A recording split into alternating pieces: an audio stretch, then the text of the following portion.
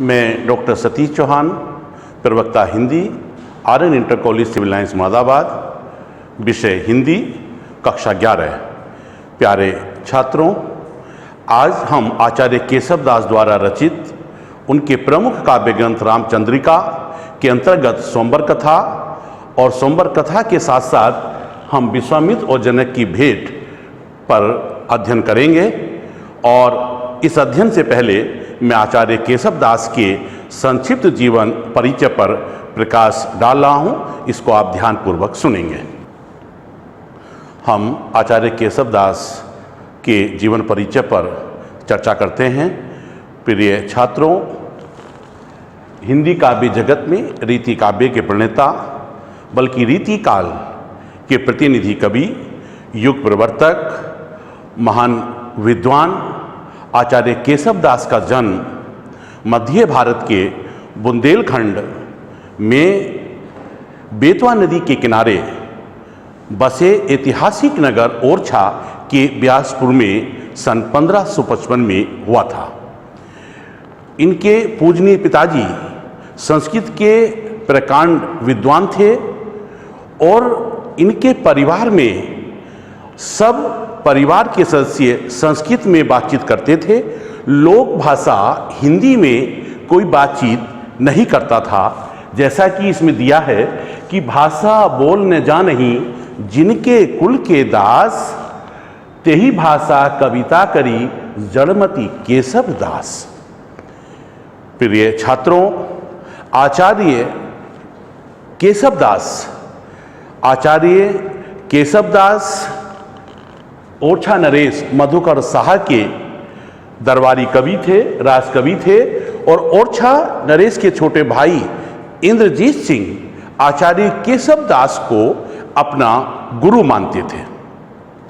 उन्होंने उन्हें दान स्वरूप 21 गांव प्रदान किए थे और इसके साथ साथ आचार्य केशव दास बीरबल, अकबर, टोडरमल और उदयपुर के राणा अमर सिंह से इनका घनिष्ठ परिचय था। साथ ही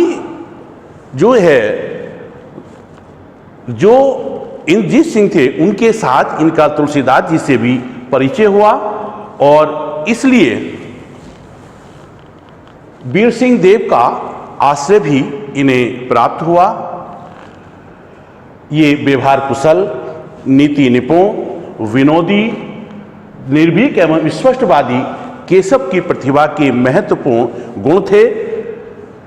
ये संस्कृत के विद्वान और अलंकार शास्त्री थे और केशव भक्ति काल और रीति काल के संधि काल के कवि माने जाते हैं। हालांकि इनको रीति काल का ही कवि माना जाता है और हिंदी साहित्य में केशव ऐसे प्रथम महाकवि हुए हैं। इस बात को प्रिय छात्रों आप ध्यान से सुनेंगे कि हिंदी साहित्य में आचार्य केशव दास ऐसे महाकवि हुए हैं जिन्होंने संस्कृत में आचार्यों की परंपरा का हिंदी में सूत्रपात किया, हिंदी में प्रारंभ किया। इस महाकवि का देहांत सन 1617 में हो गया। अब हम इनकी प्रमुख रचनाओं पर आते हैं। केशव दास की जो प्रमुख रचनाएं हैं उसके बारे में हम अध्ययन करेंगे। सबसे पहले रामचंद्रिका, जिसमें उन्होंने राम को अपना इष्ट माना है। दूसरे विज्ञान गीता। विज्ञान गीता के अंतर्गत आत्मा का परमात्मा से मिलन किस प्रकार हो सकता है उसका वर्णन जो है विज्ञान गीता में है। उसी प्रकार से रसिक प्रिया, कवि प्रिया, नक्सिक, वीर सिंह देव चरित्र, जहांगीर, जस चंद्रिका, रतन बाबनी, ये उनकी प्रथम रचना है। और माना जाता है कि रतन बाबनी जो है उन्होंने यहीं से लेखन कार्य शुरू किया था, लेकिन यह ग्रंथ जो है वो उपलब्ध नहीं है। अब हम इनके केशवदास जी के साहित्यिक परिचय पर आते हैं। केशवदास की रचनाओं में भाव पक्ष की अपेक्षा कला पक्ष की प्रधानता है। वास्तुकला और ललित कला का सुंदर समावेश इनकी रचनाओं में मिलता है। ये रीति काल के प्रतिनिधि कवि के साथ साथ युग प्रवर्तक भी रहे हैं। उनकी साहित्यिक रचना सबसे अधिक संस्कृत भाषा में मिलती हैं। अपनी काव्य, की प्रतिभा और आचार्यत्व के बल पर काव्य को गंभीर रूप प्रदान किया। लक्षण ग्रंथों का एक नया मार्ग निकाला, जिसके आधार पर संस्कृत का समस्त रीति साहित्य हिंदी में रूपांतरित हो सका। केशव युग की सबसे बड़ी विशेषता आधारमूलक धर्म और जनवादी दर्शन की भावात्मक संस्कारिता मानी जा सकती है। केशव की सफलता का एक बड़ा हिस्सा हम विरोधाभास को माना जा सकता। उन्होंने संस्कृत की परंपरा का उपयोग अपनी कविता में किया। केशव अलंकार संप्रदायवादी आचार्य थे और अलंकारों के प्रति उन्हें विशेष रुचि थी, इसलिए उनका जो भाव पक्ष है वो दब गया है और कला पक्ष की उसमें प्रधानता रही है।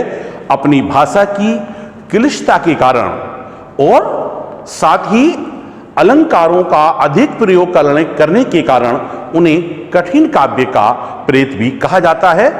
उनके काव्यगत विशेषताएं के अंतर्गत हम उसको दो भागों में विभाजित करते हैं, भाव पक्ष और कला पक्ष। भाव पक्ष में सबसे पहले विलासता। केशवदास चूंकि राज दरबार में रहते थे तो उनका जीवन जो है राज दरबार में बीता। बड़े ठाट वाट से और भोग विलास में उन्होंने अपना जीवन व्यतीत किया। उनकी कविता में हृदय की अपेक्षा बुद्धि पक्ष की प्रबलता है और उनकी कविता में सरसता का हमेशा अभाव रहा है। पांडित्य प्रदर्शन केशव ने अपने काव्य में संस्कृत का उपयोग अधिक किया है और इसलिए उनकी कविता का भाव पक्ष कमजोर हो गया है। इससे अगला इसका पॉइंट आता है प्रकृति चित्रण। प्रकृति चित्रण में उन्हें विशेष सफलता नहीं मिल सकी है। केशव ने प्रकृति के श्रृंगार रस के उद्दीपन के रूप में लिया है और इसके बाद रीति परंपरा के प्रवर्तक केशव की गणना रीति काल के कवियों में की जाती है और इस काल के प्रतिनिधि कवि होने के साथ साथ उन्हें युग प्रवर्तक भी माना जाता है। आचार्य केशवदास के कला पक्ष का उनके काव्य की प्रधानता रही है और सबसे पहले कला पक्ष के अंतर्गत भाषा। केशवदास जी ने ब्रज भाषा को अपनाया है, लेकिन बुंदेलखंड में रहने के कारण उनकी भाषा में बुंदेलखंडी और तत्सम शब्दों का भी प्रयोग हुआ है। गुण, तीन प्रकार के गुण हम काव्य में प्रयोग करते हैं, ओज, माधुर्य और प्रसाद, लेकिन केशवदास जी ने केवल ओज और प्रसाद गुणों को अपने काव्य में प्रयोग किया है। शैली, केशवदास जी की शैली मुक्तक और प्रबंध। केशव की शैली अत्यंत अलंकारिक और क्लिष्ट है, परंतु लेकिन वास्तु वर्णन में वर्णात्मक संवादों के बीच व्यंग्यात्मक और व्याख्यात्मक शैली को केशवदास जी ने अपनाया है। अलंकार रस, मुख्य रूप से केशव ने श्रृंगार रस, वीर रस और शांत रस को अपने काव्य में स्थान दिया है। अलंकारों में अनुप्रास, यमक, श्लेष, उत्प्रेक्षा, संधि, अतिशोक्ति तथा वक्रोक्ति अलंकारों का अधिक प्रयोग किया है।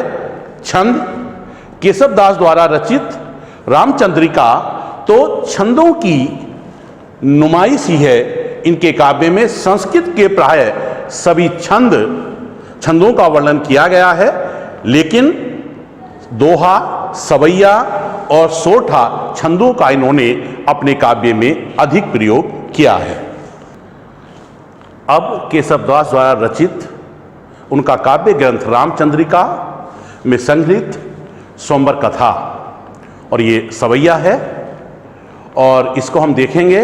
शोभित मंचन की अवनी गज दंत मई छवि उज्ज्वल छाई, ईस मनो वसुधा में सुधारी, सुधाधर मंडल मंडी जोनाही, तामे केशव दास विराजत, राजकुमार सवे सुखदाई, देवन सिंह जनु देव सभा, शुभ सिए स्वयंवर देखन आई।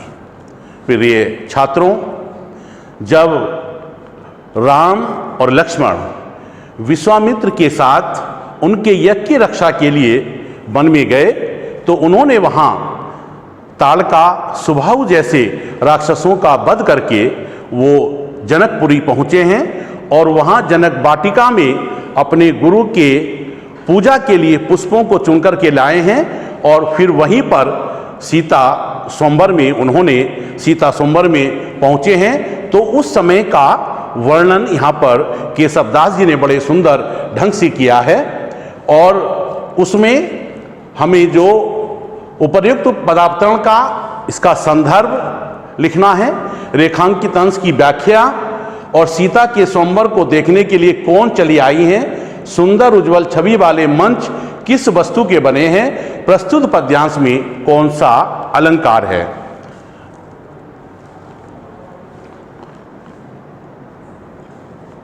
तो इसके संदर्भ को देखेंगे। प्रस्तुत पदावतरण रीतिवादी परंपरा के संस्थापक, प्रचारक एवं संस्कृत के प्रकांड विद्वान आचार्य केशवदास द्वारा रचित उनके काव्य ग्रंथ रामचंद्रिका के स्वयंवर कथा शीर्षक से अवतरित किया गया है। इन दो चीजों को यहां अंडरलाइन करेंगे, रामचंद्रिका और स्वयंवर कथा तथा रचयिता का नाम यानी आचार्य केशवदास। अब हम इसकी व्याख्या पर आते हैं, रेखांकित अंश की व्याख्या पर आते हैं। प्रस्तुत पदावतरण में केशवदास जी ने स्वयंवर की अद्भुत और अलौकिक शोभा का वर्णन करते हुए कहते हैं कि स्वयंवर में हाथी के दांत से बनी हुई पंक्तियां सुशोभित हो रही हैं। उनकी अनुपम छटा यानी सुंदरता चारों ओर फैल रही है। ऐसा लगता है मानो ईश्वर के द्वारा सुधार कर या ब्रह्मा के द्वारा सुधार कर रखी गई चंद्रमा की चांदनी पृथ्वी पर सुशोभित हो रही है। अंत में केशवदास जी कहते हैं कि दोनों राजकुमार राम और लक्ष्मण के शुभागमन से जनकपुर वासी सुख का अनुभव कर रहे हैं। सीता स्वयंवर को देखने के लिए देवताओं के साथ देव सभा भी चली आई है, अर्थात यानी दोनों राजकुमार राम और लक्ष्मण के शुभागमन से जो जनकपुर वासी हैं, राजा जनक, उनकी धर्मपत्नी सुनैना और माता सीता अर्थात जनकपुर वासी सारे प्रसन्न हैं, वो सुख का अनुभव कर रहे हैं। और सीता स्वयंवर को देखने के लिए देवताएं, स्वर्ग से देवता और देवताओं के साथ देव सभा भी उस सुंदर दृश्य को देखने चली आई है। आगे उस प्रश्न का उत्तर है कि सीता स्वयंवर को देखने के लिए कौन चली आई हैं। तो सीता स्वयंवर को देखने के लिए देवताओं के साथ देव सभा भी चली आई है। अगले प्रश्न का है उत्तर है कि सुंदर उज्जवल छवि वाले मंच किस धातु के बने हैं। तो सुंदर उज्जवल छवि वाले मंच हाथी दांत के बने हुए हैं। प्रस्तुत पदावतरण में कौन सा अलंकार है।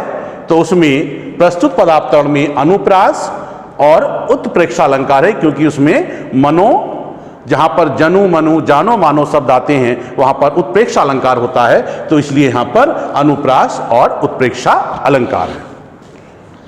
इसके बाद फिर ये सवैया है स्वयंवर कथा का, इसको देखेंगे। बड़ा ही सरल भी है और जो है सातों दीपन के अवनीपति हार रहे दिए में जब जाने 20 विषय व्रत भंग भयो सो कहो अब केशव को धनुताने शोक की आग लगी परिपूर्ण आए गए घनश्याम बिहाने जानकी के जनका दिन केशव फूल उठे तरु पुण्य पुराने। रेखांकित अंश की व्याख्या को यहां पर देखेंगे। संदर्भ जो पहले रहा है कि प्रस्तुत पदावतरण, एक बार मैं पुनः आपको बता देता हूं कि प्रस्तुत पदावतरण आचार्य केशवदास द्वारा रचित उनके काव्य ग्रंथ रामचंद्रिका के शीर्षक स्वयंवर कथा से अवतरित किया गया है। इसके बाद है स्वयंवर में प्रश्न है, स्वयंवर में श्री रामचंद्र जी के आगमन से किसके पूर्व जन्म के पुण्यवान हो गए? राजा जनक की प्रतिज्ञा भंग होने की दशा में क्यों आ गई? राम लक्ष्मण किसके साथ मिथिला पहुंचे? ये इसके सहायक प्रश्न हैं और हम अब चर्चा करेंगे इसके रेखांकित व्याख्या की। प्यारे विद्यार्थियों, ये जिस समय राजा जनक ने ये धनुष यज्ञ आयोजित किया है, उस समय पृथ्वी के जितने भी राजा थे सबको निमंत्रण दिया गया है और सब वहाँ पर उपस्थित हैं। लेकिन धनुष पर प्रत्यंचा चढ़ाना तो बहुत दूर की बात, धनुष को कोई उठा भी नहीं सका है।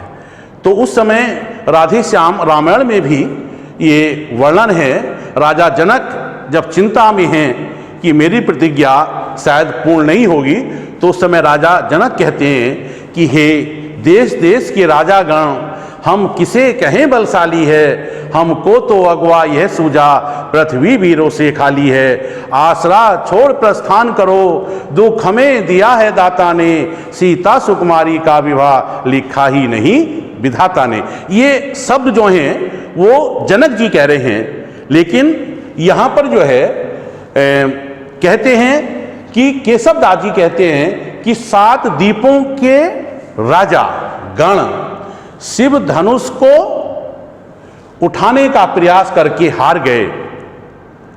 7 द्वीप, जैसे हम भौगोलिक दृष्टिकोण से 7 द्वीप हैं, तो 7 द्वीपों के राजागण आए और वो शिव धनुष को उठाने का प्रयास करके जब हार गए, तब राजा जनक के मन में यह चिंता हुई, यह सोच लिया कि निश्चित रूप से मेरी प्रतिज्ञा अब भंग हो गई है, मैंने जो प्रतिज्ञा की है शायद वो पूर्ण नहीं होगी। और राजा जनक ऐसा सोच करके चिंता में हैं। शिव के धनुष पर अब कौन ऐसा बहादुर है, कौन ऐसा राजा है जो इस धनुष पर प्रत्यंचा चढ़ाएगा?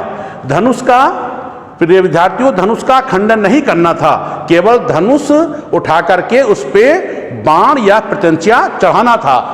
तो भाव यह कि राजा जनक अपने मन में निराश हो गए कि मेरी प्रतिज्ञा टूट जाएगी और पुत्री सीता जो है वो कुंवारी रह जाएगी। ये वो चिंताग्रस्त हैं, लेकिन विश्वामित्र का आदेश लेकर के, अपने गुरु का आदेश लेकर के जब राम, वो इसके अगले वाले खंड में आएगा, जब राम जो है धनुष उठा करके उस पर प्रतिज्ञा चढ़ा देते हैं और प्रतिज्ञा चढ़ा करके धनुष का खंडन हो जाता है, तो सारे 7 द्वीपों के राजाओं का मान वहाँ कम हो जाता है और राजा जनक और पूरा जनकवासी जो हैं वो प्रफुल्लित हो जाते हैं, जो हैं सब सुख का अनुभव करते हैं। और इसके बाद फिर प्रश्न है कि रामचंद्र जी के स्वयंवर में शुभागमन से जनक और जानकी आदि के पूर्व जन्म के पुण्यवान हो गए। प्रश्न था कि रामचंद्र जी के स्वयंवर में शुभागमन से जनक और जानकी आदि के पूर्व जन्म के पुण्यवान हो गए। ये इसका उत्तर है। प्रश्न ये था कि स्वयंवर में किसके आगमन से पूर्व जन्म के पुण्यवान हो गए। अगला प्रश्न, राजा जनक की प्रतिज्ञा भंग होने की दशा क्यों आ गई?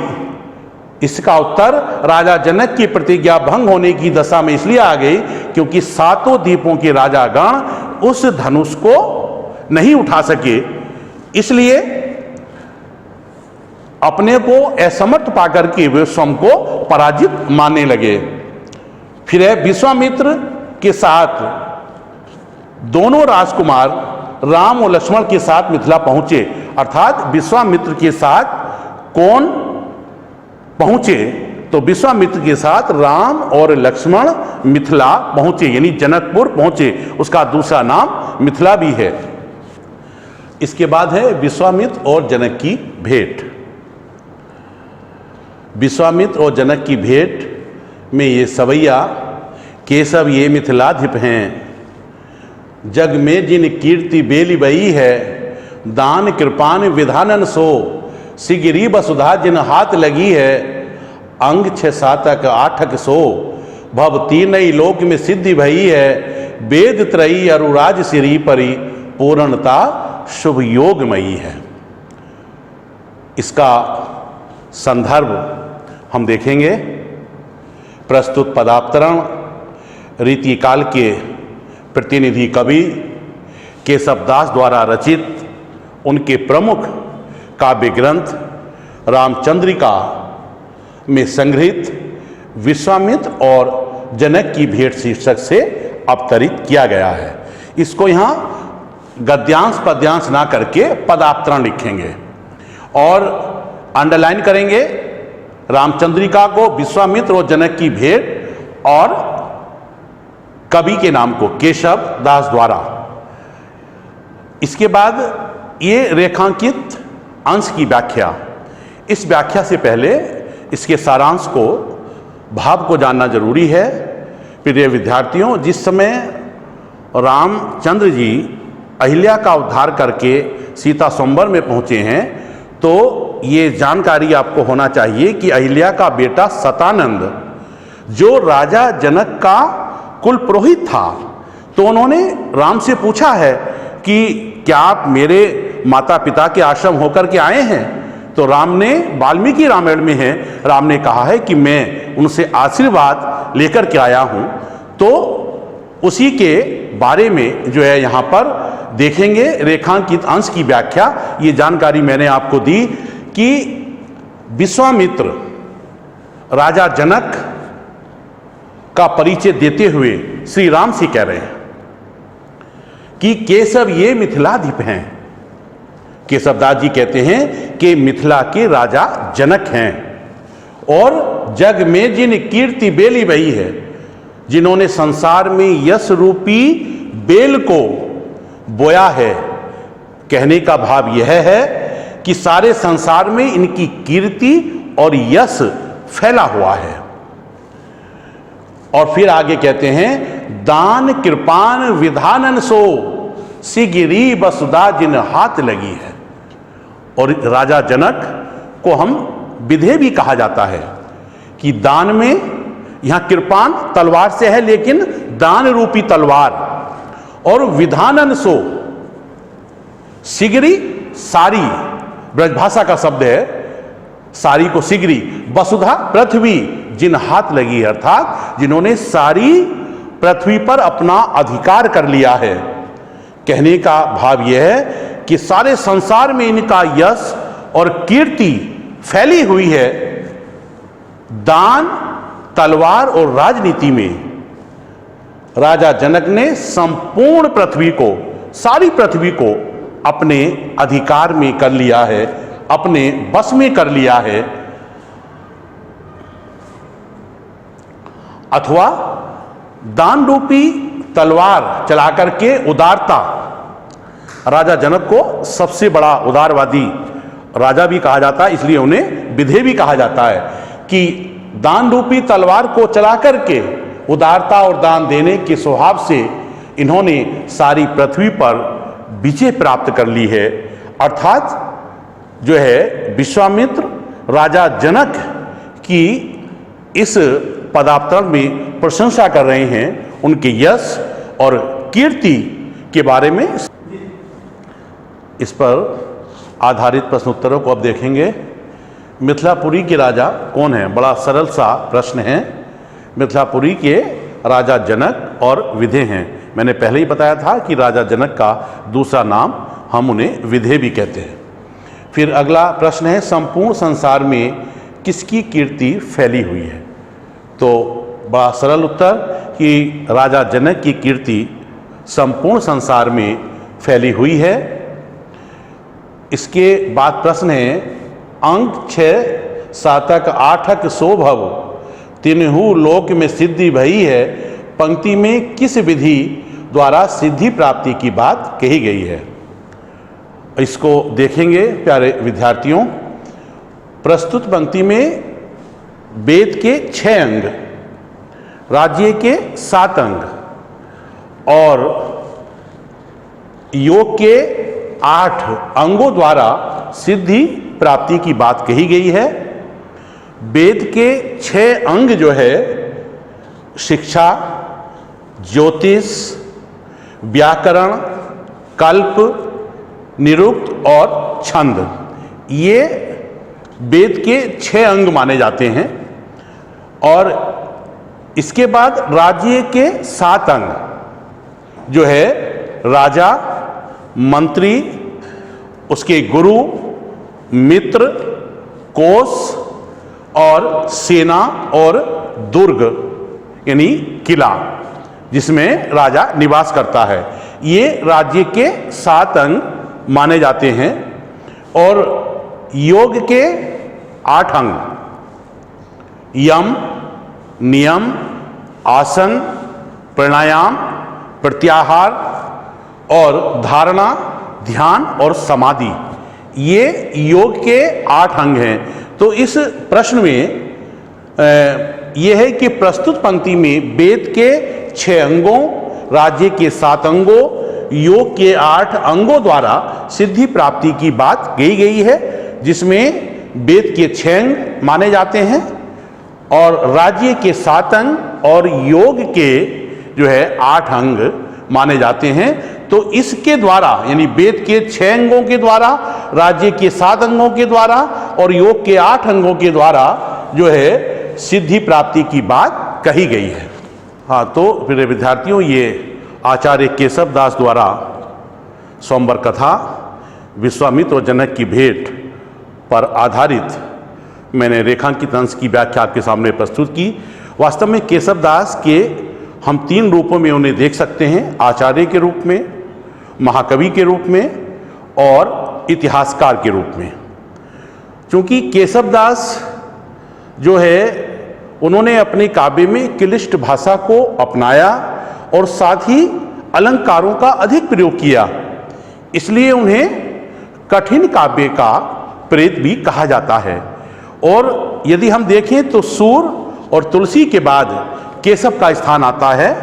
उसमें कहा भी गया है कि सूर सूर तुलसी शशि उड़ गण केशव दास, अर्थात केशव दास को जहां हम कठिन काव्य का प्रेत भी कहते हैं, लेकिन सबसे बड़ी बात यह है कि वो ऐसे हिंदी के प्रथम महाकवि हुए हैं जिन्होंने संस्कृत आचार्यों की परंपरा का सूत्रपात हिंदी में किया, अर्थात जिन्होंने जो है संस्कृत आचार्यों की जो पद्धति थी, जो संस्कृत की पद्धति थी, उस पद्धति को उन्होंने हिंदी में रूपांतरित किया।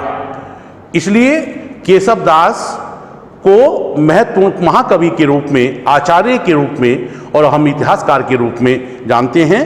मैं इन्हीं शब्दों के साथ आपको बधाई देते हुए अपनी वाणी को विराम देता हूं और साथ ही आपसे इस समय कोरोना वायरस का संक्रमण है तो उससे सावधान रहने के लिए भी प्रेरणा देता हूं कि आप अपने परिवार के साथ अपने गली और मोहल्ले का ध्यान रखेंगे, सोशल डिस्टेंस बना करके, मास्क लगा करके और सबको प्रेरित भी करेंगे। पुनः एक बार सभी का स्वागत करते हुए अपनी वाणी को विराम देता हूं। जय हिंद, जय भारत।